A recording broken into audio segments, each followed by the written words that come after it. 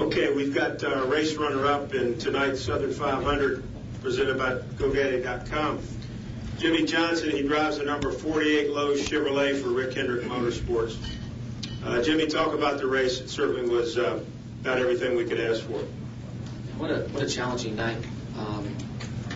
Clean air was so important that it really boiled down to strategy at the end. And I think, there's probably 15 good cars, maybe 10 good cars at the end, and however they came out from that final pit stop is how they're going to run. The track is just so narrow, and with the new pavement and this car being bigger and boxier, it's just there's less racing room, the speeds are higher, and there's no fall off in the tire where it's all about track position. So fortunately, we got it at the end.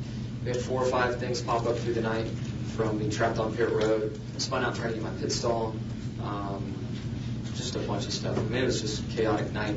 So I'm very relieved and proud of the race team because we kept our heads and fought through it all night long and got ourselves a good finish.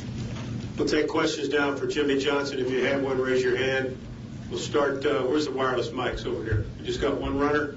Yeah. We've got several people right here. Mulhern and Caravello and Pete, and then Mike.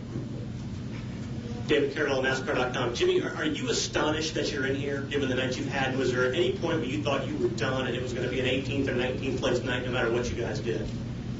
I kind of felt that way, and in my heart I felt it was going to be like 10th place because we would be in 17th or 18th again after something went wrong, and then I'd get to 10th or 12th, and then we'd pit again, and it would all start over. That was kind of our range from 15th or 17th to 10th or 12th, and we just kept fighting with everybody in that area. So once we got some track position, then it took me a little while to recognize that I had a good car, because when you're back in traffic, car drives so bad that you can't fix the handling.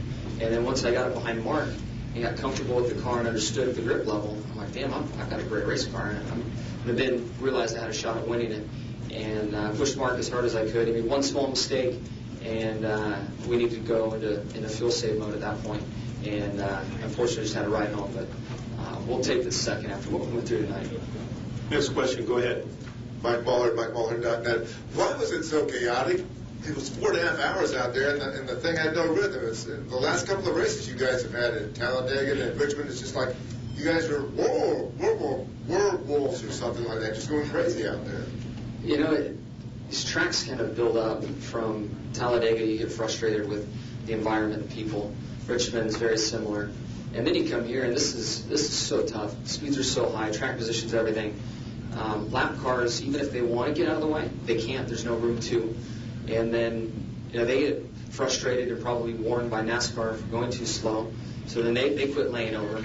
So every position that you go for out there, you've just got to gouge and bang and run people over and fight with each other and run into each other under caution. I mean, it was absolutely out of control out there. And it's just because of the fast speeds on such a narrow track and this big boxy car, you can't go anywhere.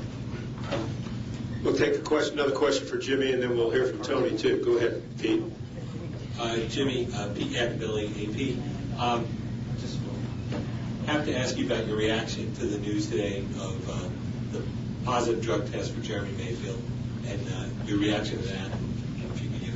Yeah, I don't know much about it. Just heard that it was positive, so no clue what it is. But that policy is in place, and it's there for a reason. So if you use something that's illegal for that substance abuse policy, you get in trouble. So it is what it is.